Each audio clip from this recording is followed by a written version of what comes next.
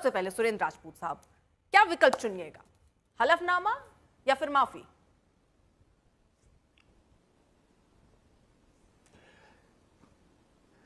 अर्पिता जी, आप लोगों ने हमें क्या समझ रखा है कि हम माफी मांगेंगे? हमने तो माफी अंग्रेजों से नहीं मांगी। अंग्रेजों से माफी मांग करके जिन लोगों के पुरखे आज की डेट में देश में जिंदा हैं, वो लोग माफी मांगे। हम लोग माफी मांगने वाले लोगों में नहीं है।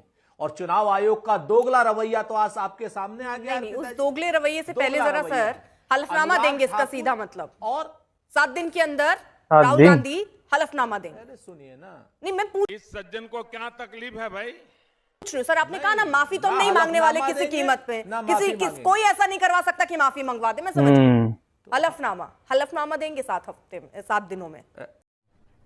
अरे कहना क्या चाहते हो? पहले नहीं सर, ये स्पष्ट हो जाए फिर आगे बढ़ते हैं ना फटाफट। पहले आप मेरी पूरी बात सर, ये स्पष्ट हो जाए फिर आगे नहीं सुनते ना पहली पूरी बात ये लोग। नहीं तो आपके साथ बड़ा मसला है। हमने कब कहा हम हलफनामा देंगे? आप हमारी पूरी बात ही नहीं सर, सुनना दो चाहते। विकल्प पूरी है, बात नहीं सुनना चाहते, आप हमें हटा दीजिए। जो जी। आपकी मर्जी है वो कहिए आप। सर, इसमें नाराजगी की क्या बात है? मैं आपसे क्या पूछ रही हूँ, 2 विकल्प है, या तो हलफनामा या तो माफी। क्या नाराजगी की बात है? आप हमारी पूरी पहले बात वाली स्थिति में बने रहेंगे, ना आपके करोड़ों हलफनामा दर्शक देंगे ना सुनते हैं माफी इस बात को, मांगेंगे। और आप कह रही हैं हम हलफनामा देंगे? हाँ जी नहीं, क्या हम ना हलफनामा देंगे ना हम माफी मांगेंगे। नहीं। और चुनाव आयोग का दोगला रवैया आपके सामने। देखिए मैं स्पष्ट चाहती हूँ कि आपका पक्ष भी स्पष्ट हो जाए, इसलिए मैं थोड़ा सा वही आरोप अनुराग ठाकुर ने लगाए। अगर दोगला चुनाव आयोग अनुराग ठाकुर से हलफनामा नहीं मांग रहा है, हाँ ठीक है सुरेंद्र जी, देखिए उन्होंने ये बताया है, सुनिए बात क्यों नहीं करने देना चाह रही है जी? इस पे ये जो हम पहली बात पे अटके हैं ना, यहीं पर मेरा 1-2 सवाल है, इसको जरा सा क्लियर कर ले। मैं सुरेंद्र जी, आप ना इतनी बढ़िया तरीके से अपनी बात रखते हैं, मैं बताऊं,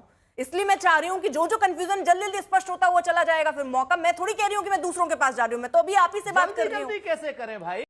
कैसे कैसे लोग रहते हैं यार यहाँ पर।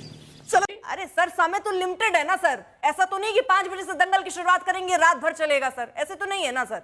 सुनिए सर, उन्होंने कहा आज चुनाव आयोग पर नहीं चलेगा, लेकिन बात अगर सवाल करेंगे तो पूरा जवाब सर, सवाल का जवाब मिल जाए। मैं आप सुनिए ना सर, चुनाव आयोग की तरफ से कहा गया है, जो वो कह रहे हैं कि हलफनामा आप कह रहे हैं हम नहीं देंगे, वो ये कह रहे हैं हलफनामा देना क्यों पड़ता है? अगर कोई निर्वाचन क्षेत्र का ही बंदा है वहीं का, तो उसको फॉर्म 6, 7, 8 वो भर सकता है, ये छूट उसको है। लेकिन अगर विधानसभा के निर्वाचकों नहीं है तो आपके पास कानून में एक ही विकल्प है, वो है आपको दरअसल अपनी शिकायत जो है वो शपथ देनी होगी, जिस पर आरोप है उसके सामने ये दर्ज करानी होगी। सर ये कानून है, ये सर ये नियम है। इसीलिए चुनाव आयोग कह रहा है कि भाई आप दूसरों से नहीं करवाते हैं, हमसे क्यों करवा रहे हैं? क्योंकि वो उस जगह की, उस विधानसभा क्षेत्र की बात नहीं कर रहे हैं राहुल गांधी, जहां से वो खुद आते हैं। चुनाव आयोग झूठ बोल रहा है, चुनाव आयोग झूठा है, चुनाव आयोग भाजपा के साथ मिला हुआ है, चुनाव आयोग गलत तरीके से कानून की व्याख्या कर रहा है। यह बात होती है इलेक्शन के समय पर। हम आपको बता रहे हैं इलेक्शन में एक पूरी विधानसभा की सीट को एनालाइज करके, और उसी तरीके से उसी सीट को एनालाइज, दूसरी 6 सीटों को एनालाइज करके अनुराग ठाकुर भी चुनाव आयोग के ऊपर वही आरोप लगा रहे हैं। चुनाव आयोग अनुराग ठाकुर से हलफनामा नहीं मांग रहा है। चुनाव अनुराग ठाकुर के हमीरपुर की सीट की बात कर रहे थे, चुनाव क्या नाम, अनुराग ठाकुर तो कन्नौज की बात कर रहे हैं, रायबरेली की बात कर रहे हैं, मैनपुरी की बात कर रहे हैं। जब अनुराग ठाकुर से तो हलफनामा नहीं मांग रहा, क्या अनुराग ठाकुर दूध के धुले या उनके चाचा लगते हैं, भतीजे लगते हैं, क्या लगते हैं? अनुराग ठाकुर को अटैक कर रहे हैं। राहुल गांधी से हलफनामा मांग रहा है। चुनाव आयोग खुद दिग्भ्रमित है, चुनाव आयोग दोगला रवैया अपना रहा है। चुनाव आयोग जिस तरीके की भाषा का इस्तेमाल कर रहा है, और जो भाषा चुनाव आयोग ने प्रेस कॉन्फ्रेंस में की, उससे तो हमें स्पष्ट हो रहा है कि चुनाव आयोग भारतीय जनता पार्टी के एक एक्सटेंडेड अथॉरिटी के रूप में काम कर रहा है। जो पीछे से उसको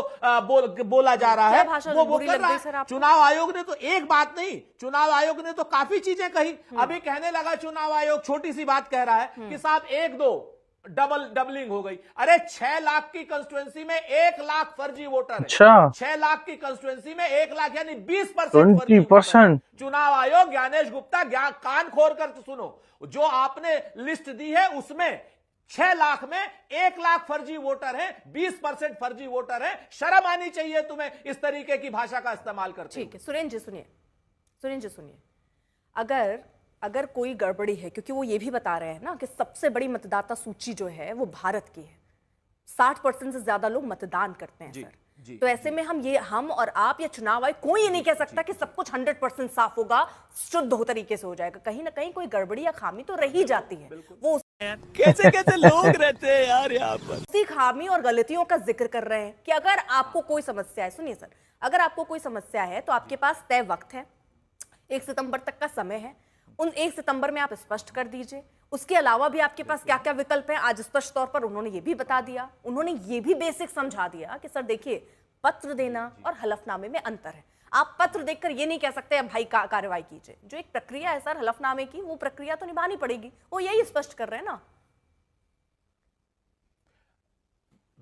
मैं वही तो आपसे कहना चाह रहा हूं कि हलफनामा अनुराग ठाकुर से भी मांग लो ना, क्यों नहीं मांग रहे? नंबर 1 और नंबर जो तय वक्त की बात है, सुनिए हाँ, जो तय वक्त की बात है, हम 1 सितंबर तक बिहार में करेंगे। बिहार का मुद्दा अलग है, यहां का मुद्दा अलग है। बिहार में तो इन्होंने मुंह की खाई है। अभी सुप्रीम कोर्ट ने आधार कार्ड मान लिया है, हम आधार कार्ड देंगे सब लोगों का, क्यों नहीं देंगे? और चुनाव आयोग झूठ बोल रहा है। अभी तक 34,000 से ज्यादा आपत्तियां दर्ज हो चुकी, 34,000 से, ये कह रहे एक भी आपत्ति नहीं आई। और उसके बाद अखिलेश यादव जी ने 18,000 हलफनामे दिए। 18,000। चुनाव आयोग बताए उत्तर प्रदेश में मतदाता की गड़बड़ी के 18,000 क्या नाम हलफनामे समाजवादी पार्टी अखिलेश यादव ने दिए थे। चुनाव आयोग ने क्या किया उन पर?